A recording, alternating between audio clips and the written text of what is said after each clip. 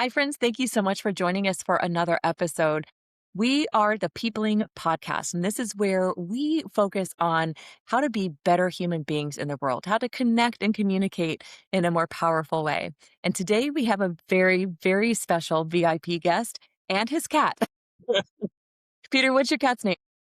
This is Machi, and Machi. technically my daughter's cat, but he's come to live with us. Awesome. And he loves your attention. And so we're going to see a lot of Machi over the next few minutes. I'm certain of it. I'm glad that he wants to be part of our conversation today. That's awesome. Our VIP guest is my friend of, we were doing the math before we hit record, over 15 years, Peter Swanson. He is the CEO and president of Love Serves International. He's going to tell us more about this extraordinary nonprofit and faith-based organization that's now in 5 countries. But I know him to be an amazing father, amazing community leader, and an amazing friend. So please help me welcome Peter. Thanks so much for saying yes and being here on the podcast with me. It's been an honor just hearing more about what your vision and mission is behind this. So excited to be here with you. Thank you. All right. So I want to take a few minutes.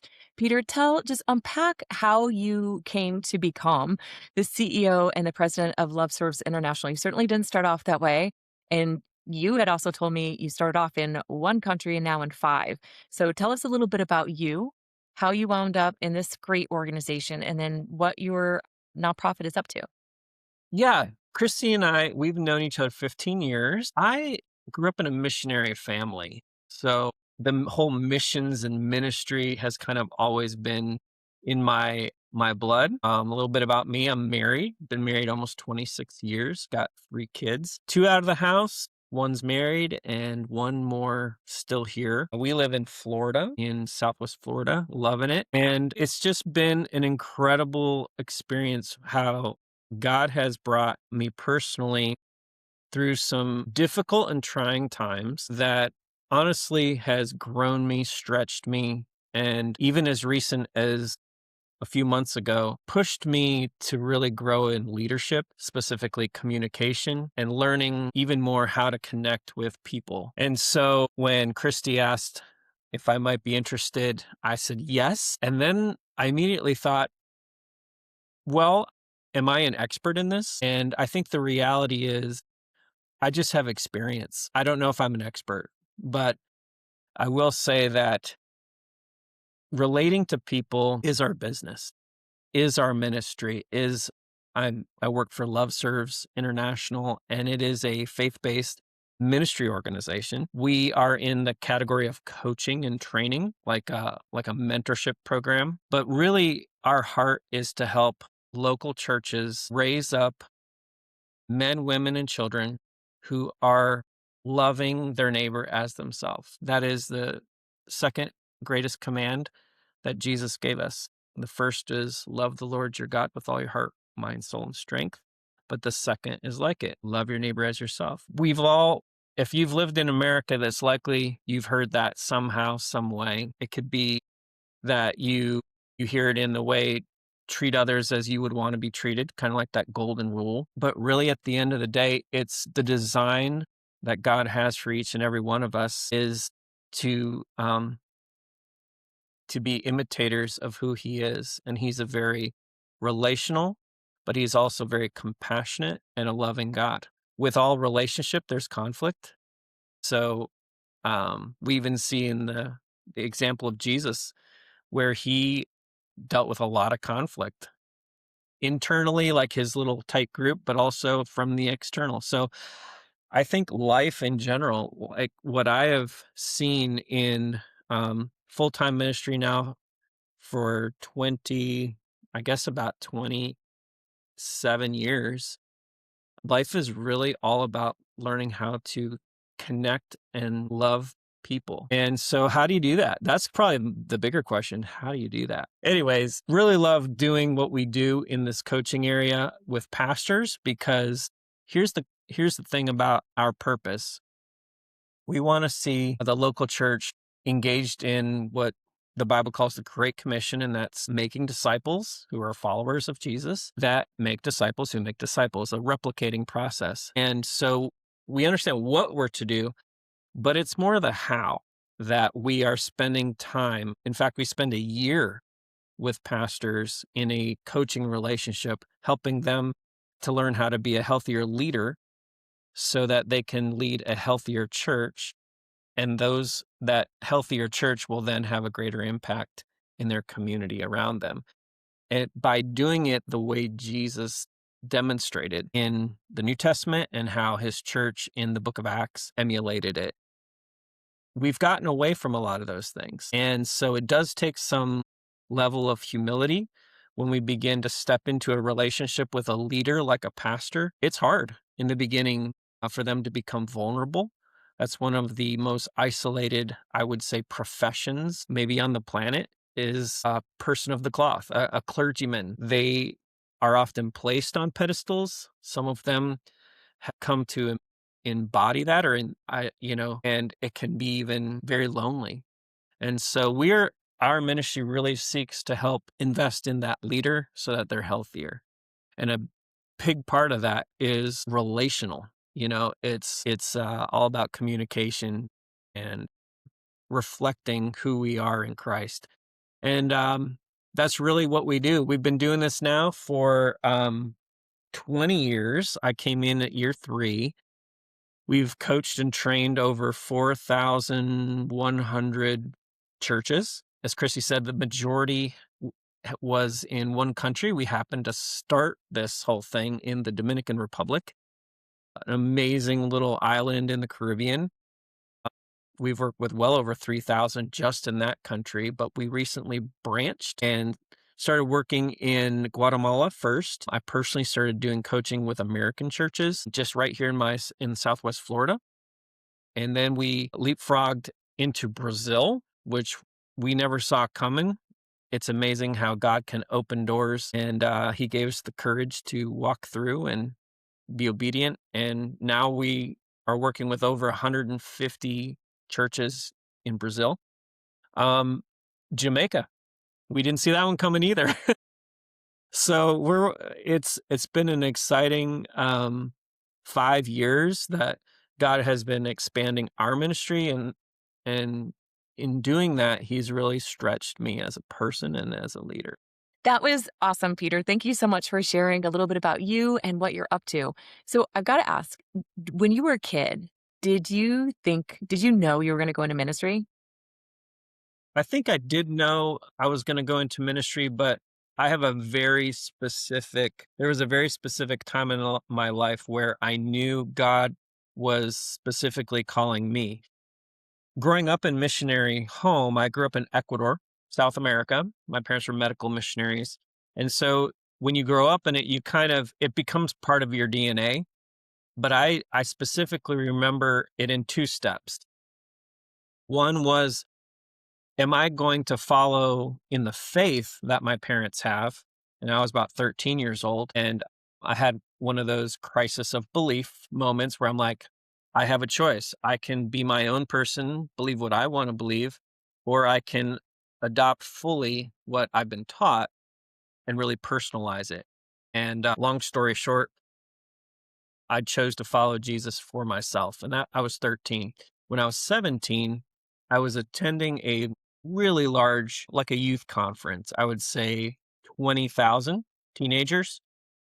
It was in Washington, D.C. And I remember a man speaking.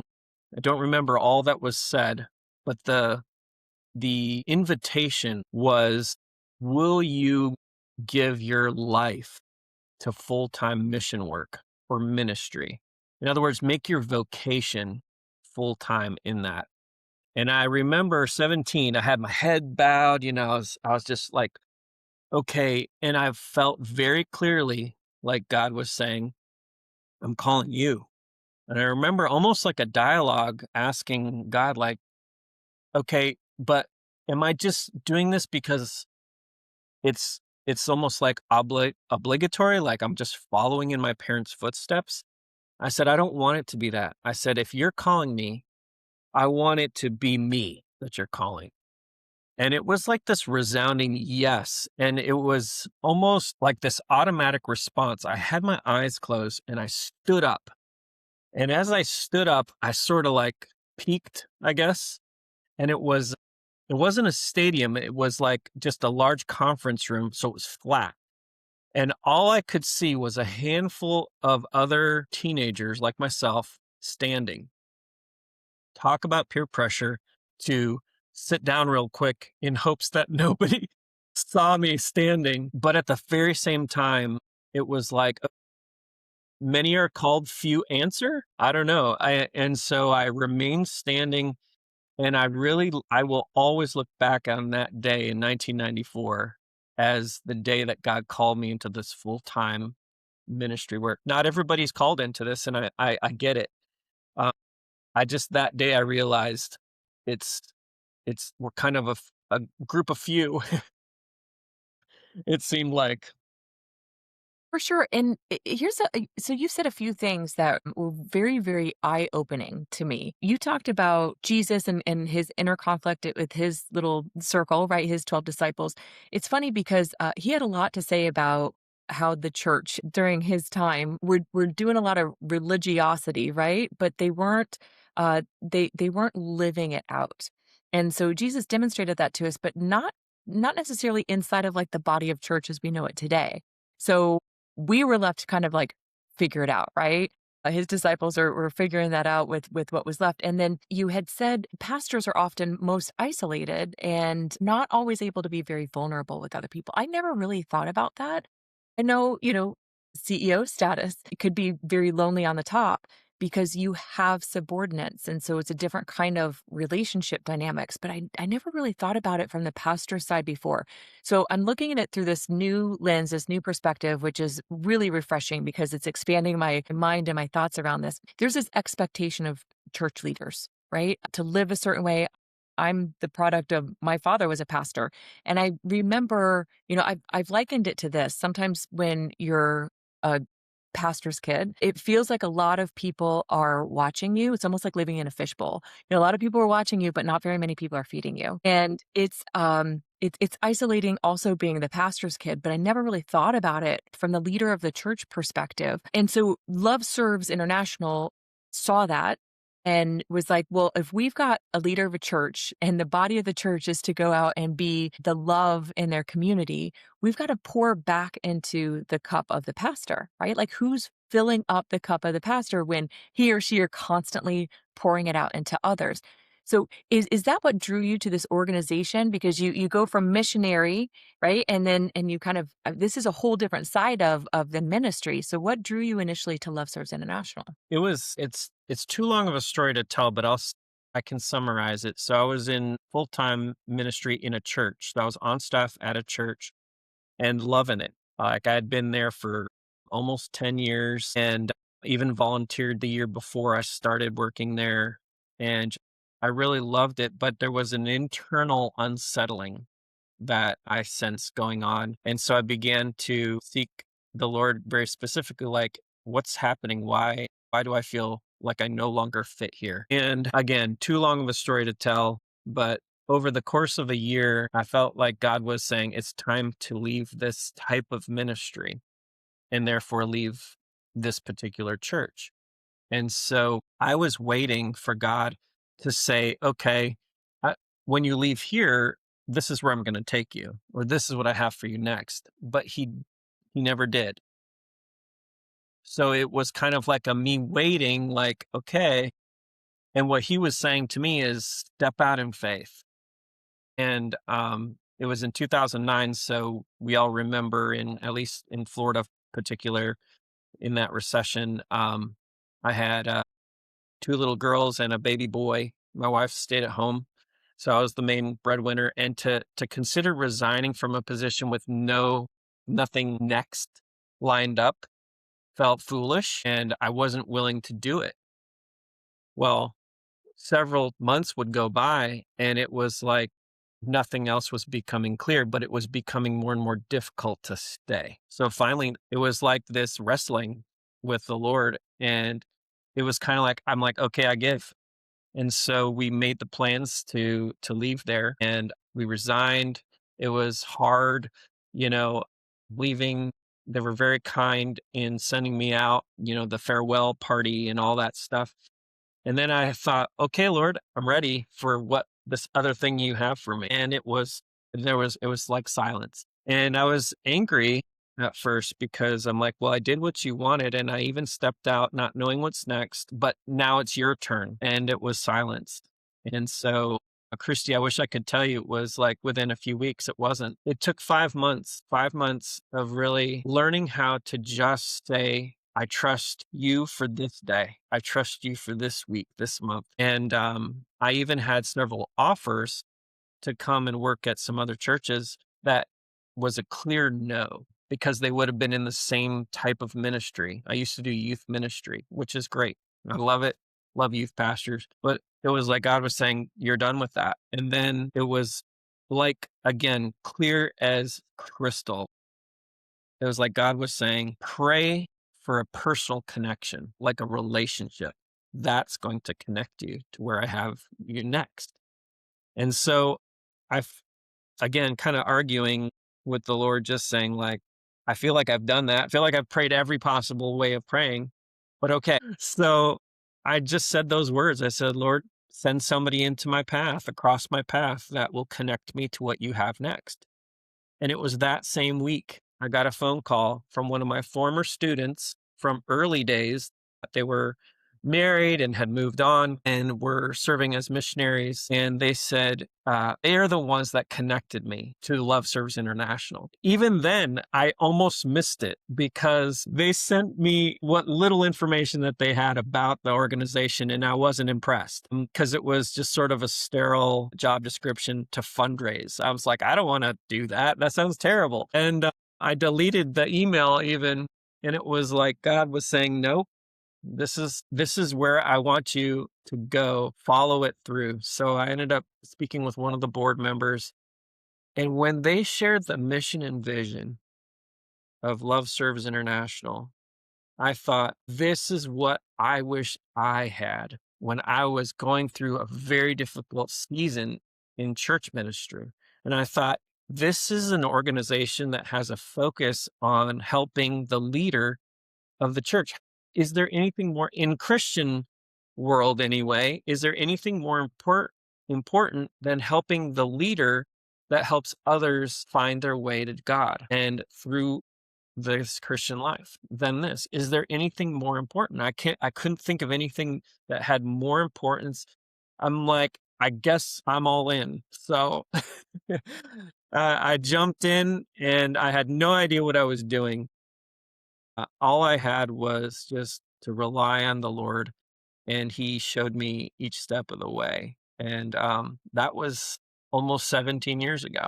Incredible. The testing of faith is an extraordinary thing, right? Like we know our God is mighty, but at the same time, you were going like weeks, right? And then it turns into months. And I couldn't imagine what Amy was thinking, trying to be supportive wife, right? And freaking out a little bit because you've got three really young kids and you're the one that's responsible for making sure that y'all keep a roof over your head. Incredible. Love how that story unfolded and the trust, that faith that just got stretched beyond where you thought it could be. And then the reward. I love how God uses everything for his glory and told you what to pray for. But in your obedience, that's where that introduction came in. So I'm unpacking what I'm pulling out of the story because that's how my pea brain works is kind of reciting my best takeaways. That's an extraordinary happening and 17 years later, apparently you're exactly where you're supposed to be, at least for this season, right? Until you're told otherwise with a new assignment, maybe someday, maybe not. So you're leading this organization, pouring into pastors. If you had to say what was maybe the top one or two heavy problems, the heavy heart or what weighs down on the soul for a lot of pastors, and I mean, I'm hoping a lot of pastors will listen to this episode and be able to glean something from you. What would you say is that heaviness, and then how can you encourage somebody who might be listening?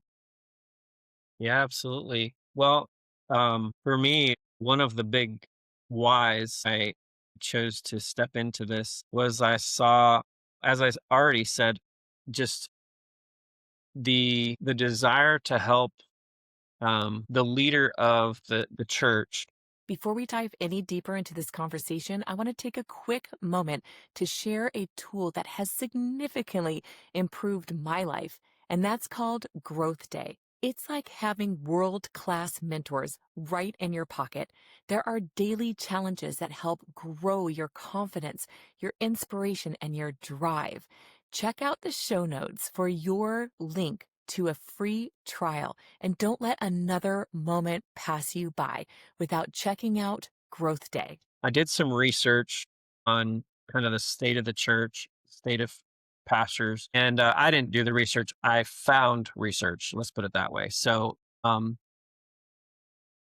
this is Kristi. 52% of pastors reported in this major research project that they have nobody they feel like they can talk to when they're struggling. That's over half. That's over half. And another hype, I think it was something like 50, and this is, by the way, this was before COVID. COVID really exacerbated a lot of this. So even before then, I think it was between 55 and 60% of pastors said if they could figure out a different way to provide for their family, they would leave the church. They would leave the ministry because it is so hard. So we meet a lot of pastors who feel discouraged because when they came into the ministry or when they were called or when they took their first church, it's like you have these aspirations, expectations of what it's going to look like. And then you have to deal with people and you have to Oh, deal with your own humanness and how those things interact.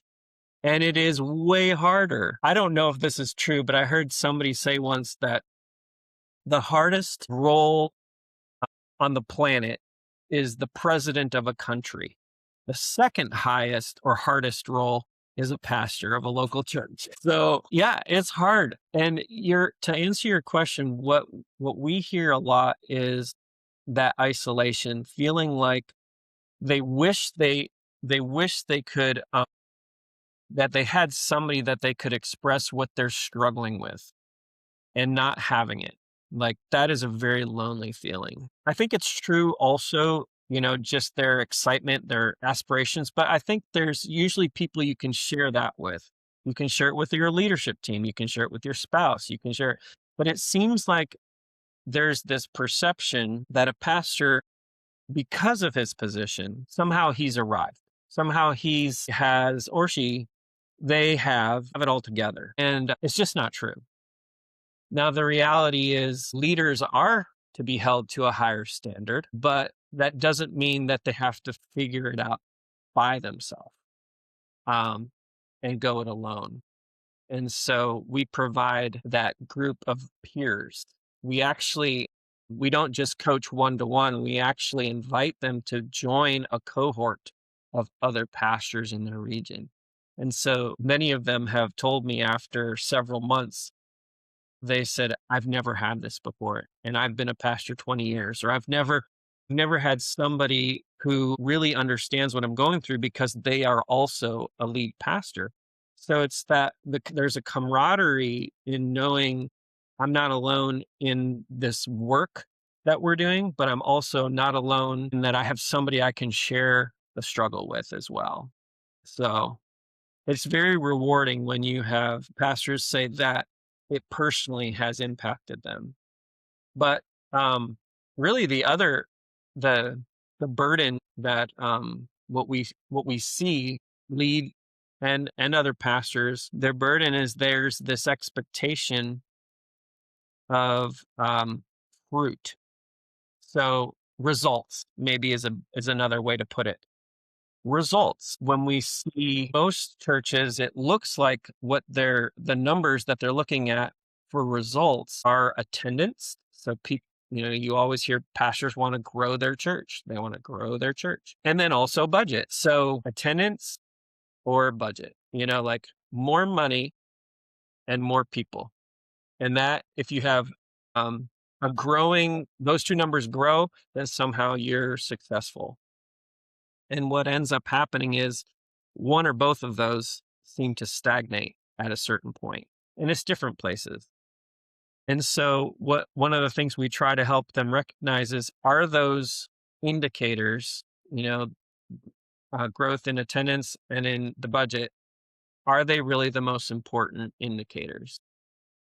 We never say that you shouldn't look at those things. Like, they do come into play. They are a way to recognize, the state of the church. But they're not the most important. They're not the most, they don't reflect the quality characteristics of a healthy church. Because even unhealthy things can grow. I don't know if you're into gardening, Christy, but I just got into it a little bit this past summer. And one thing that I guess I've known for a while is you don't have to help weeds grow and multiply. They just do it on their own. It's right. You have to really care for the flowering plants, the beautiful plants, the plants that produce fruit. Like, you have to really care for them, and the soil that their roots are in is super important as well. I had no idea. But the reality is, so for a church to replicate itself, in other words, grow and multiply, you don't want to just multiply anything. You want healthy growth.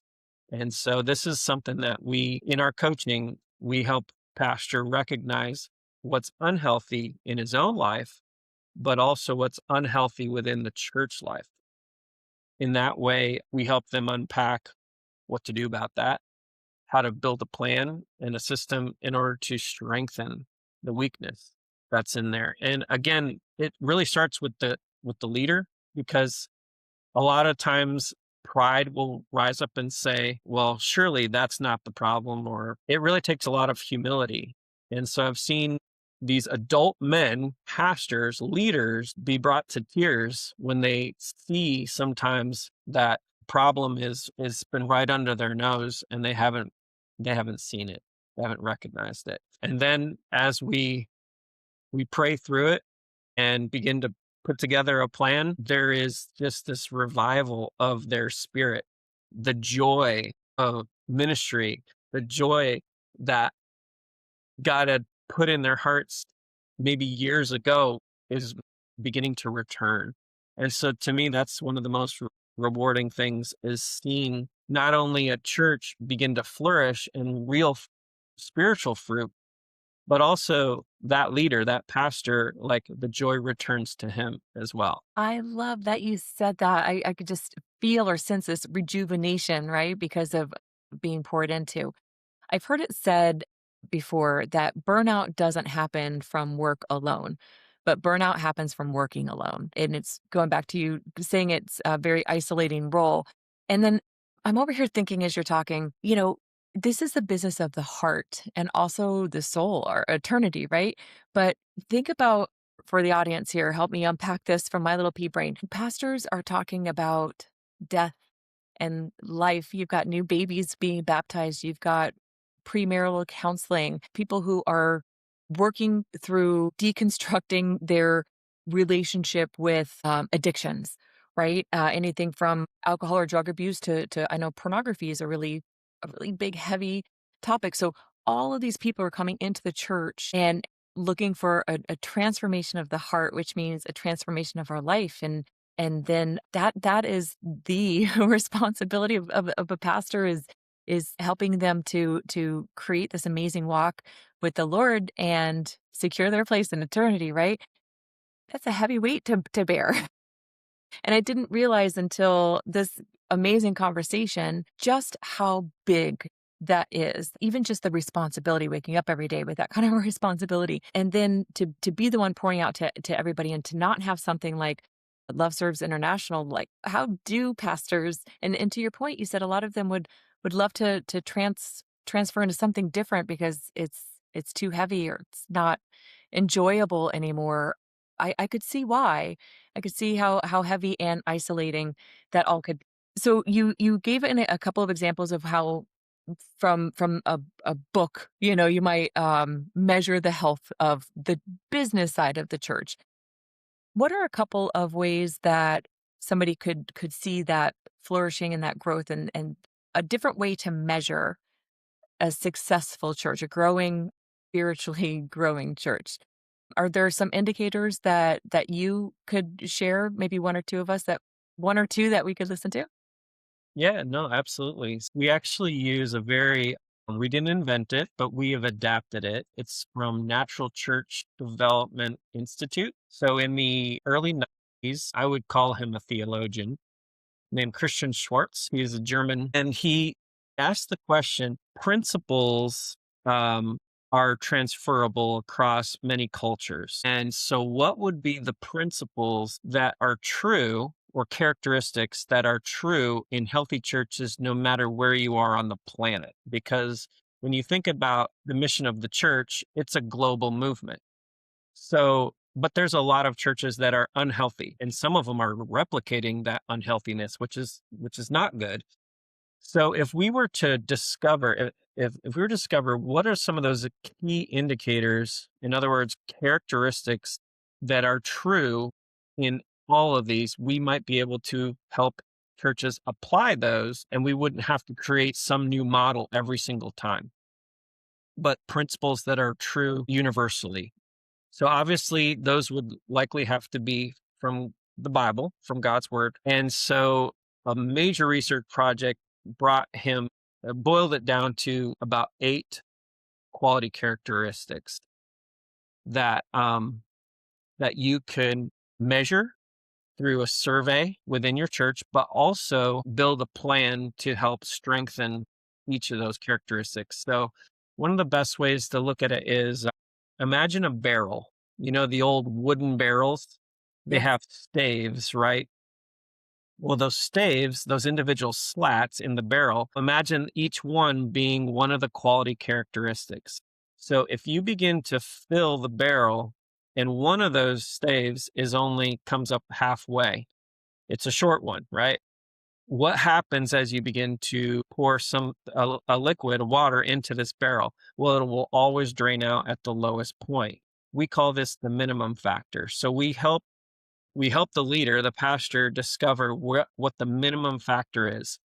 Which one of the 8 characteristics does their church seem to have the lowest score? And it is a pretty sophisticated software program that once they retrieve the surveying, it's placed into this, and we help them unpack all this stuff. It sounds really complicated, and I mean, it can be a little bit, but that's what we're there for as coaches, to walk them through this process of discovering one of these 8 quality characteristics where they're the weakest and help them strengthen it. So I'll give you, I'll share a couple with you. One of them is empowering leadership. So that's in a healthy church, you will have leaders who empower others to lead.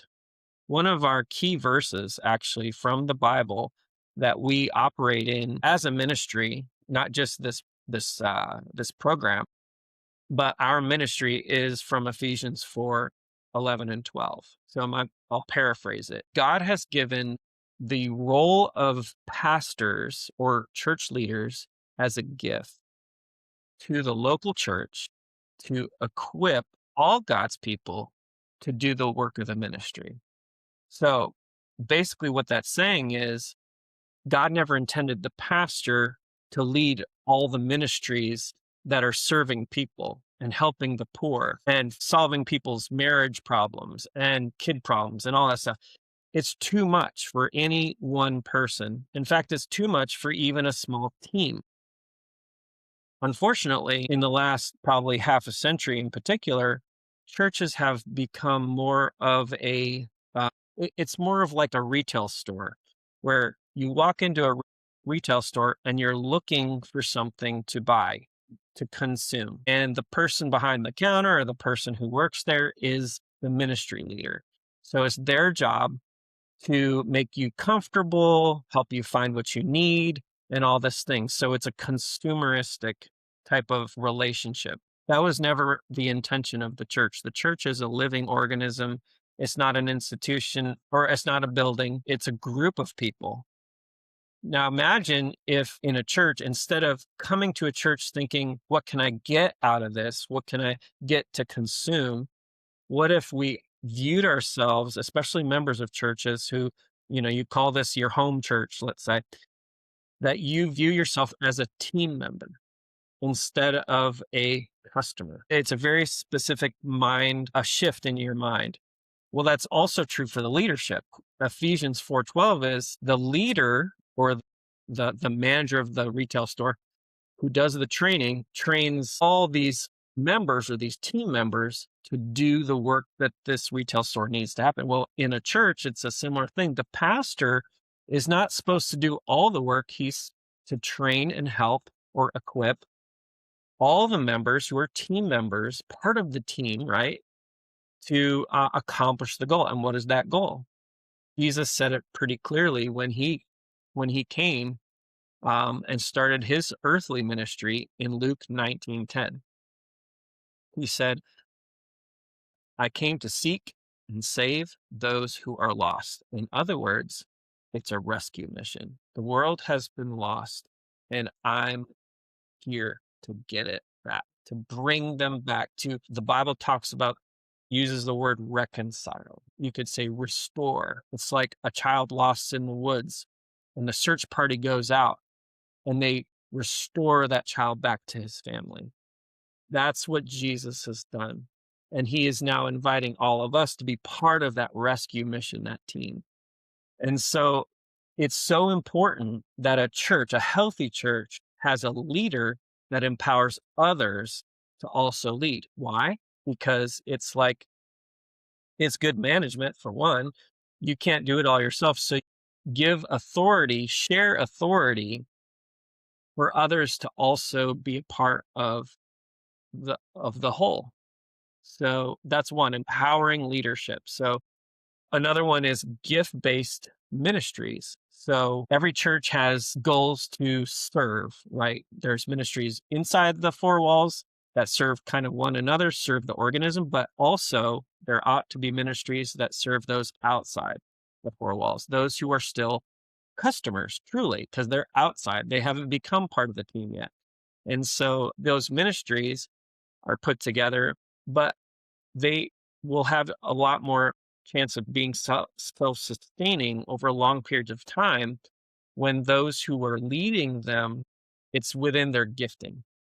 So we're all taught in church that we should be humble and be willing to clean bathrooms if we need to. Like, that's fine. Yes, we can do that. But over a long period of time, if you have a specific gifting or a passion or even like natural skill sets that you have learned through your education, doesn't it make more sense for you to be utilizing that gift in this ministry or as the ministry? Because work then really is worship. And when we are doing something we're passionate about, it doesn't feel like work and it doesn't exhaust you and it doesn't wear you out. And so we're helping pastors lead their church members to learn what their giftings are and then begin to pair those things up with their with ministry opportunities. So the needs that exist. And so it's almost like hand in glove where you take an inventory of what you have and what you need and you put them together. It's really beautiful. I'll just give you one more that kind of ties really well into the other two. And it's need-oriented evangelism.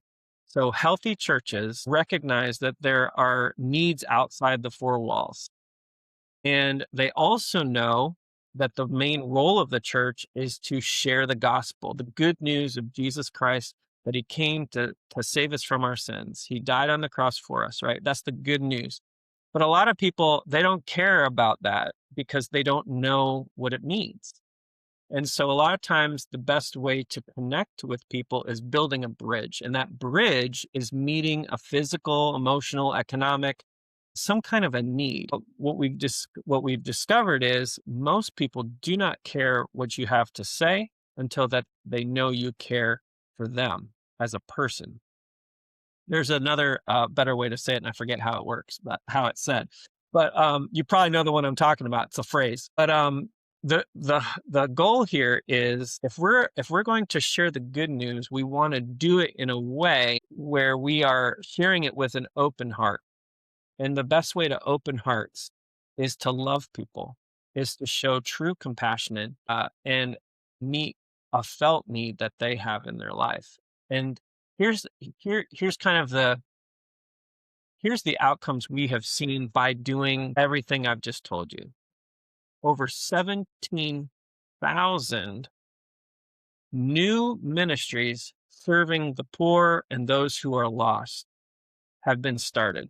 Over 17,000 ministries. Because those ministries have been started and hearts have been opened, over 200,000 people have turned their hearts back to God or turned their hearts to God and responded to the message of the gospel. So the evangelism of the gospel of Christ came through loving people. And isn't that the full circle moment here? Love God, love your neighbor as yourself. I know I'm kind of talking without a breath here, but there's one more Let's go. little note that I feel like is really a powerful um, peopling principle here. So the Bible wasn't written in English first. It was written in Hebrew, and it was written in Greek and some in Aramaic. Well, in the original Hebrew language, when it talks about God's love, the word love, it's so much more complex than our English version of this. But I'm telling you, Kristi, like in the last 2 years only, I've come to learn kind of the literal translation of the word love in the original Hebrew. And it's this: desiring the good for the other. Isn't that interesting? So You when you read verses in the Bible where God says that he loved the world so much that he sent his son, Jesus, to die on the cross, right, for our sins, that love is his loving kindness. It's an action. It's It's not just words, it's his full expression of who he is. Why? Because he desires the good for the other, for us. And what's good for us is to be with him. So Yes. he loved us so much, he desired the good for us so much that he sacrificed his own son to come here to get us back. That's the rescue mission. It's just unbelievable. And we are called to love or desire the good for the other just like he did for us. Love I, that. it's it was a word definition, I guess you could say, that really like makes you think differently about what God's love really is. And that's how we show up differently to the world, right? When we get a fresh new definition of something that's not only a noun but also a verb, when we get to show up that way. Thank you for sharing that. That's extraordinary. I appreciate that, Peter. It was beautiful and a fresh perspective too. I love being able to see things through new lens that helps me connect differently and on a deeper level with others. Well, we are coming down to the end of our time. What I want to leave our listeners with is the Be the Change challenge. So, can you give us one actionable thing that our listeners can put into play into their lives this week that allows us to deepen or broaden our human connection with others? So, if we could be the change, what would be that one thing you'd like to leave us with? I think the Hebrew word summed it up pretty well. You don't have to be a Christian. You don't have to be a churchgoer. We're human, and God has He has designed us. He has wired us for, number one, for relationship, for community. But when we are in community, we have to interact with one another. How we do that really will bring about joy and peace and love and hope within our lives. So if you say to yourself, especially those who are a struggle for you, think of it instead of saying, "Ah, I should really love them. You know, this is hard, but I'm going to love them." Our English word falls short because, you can love pizza and it loses, see, that word has lost its real deep value. Think about it from this point. How do I desire their good? How can I show that I desire their good, good for the other. Um, and then you put it in practice. That's right. That is right. Put it into practice and pray that God helps you walk through it. Because just to your point, sometimes it's not so easy to love some people. They're really testing me here. Peter, I've so enjoyed this conversation. I've so enjoyed this time together. Thank you so very much. I want to make sure that our listeners know we've got all of Peter's contact information and how you can connect with him in our show notes. Please introduce him and Love Serves International to your pastor or your pastoral team because they want to pour into the leaders of our churches. And so that way the leaders of our churches can continue to pour into us. Peter, thank you so much for being here with us. And until next time, my friends, thank you. Thank you, Kristi. Bye-bye. Yay! Welcome to the Peopling Podcast, where we hang out with brilliant human beings who teach us how to be better, well, humans, and decode what makes us tick and click. Inspired by the book Peopling, available on Amazon. Let's get this episode started. Thanks for tuning in to the Peopling Podcast, and grab your copy of the Peopling book on Amazon, and let's keep this connection movement going. Until next time, be curious, be kind, and keep peopling like you mean it.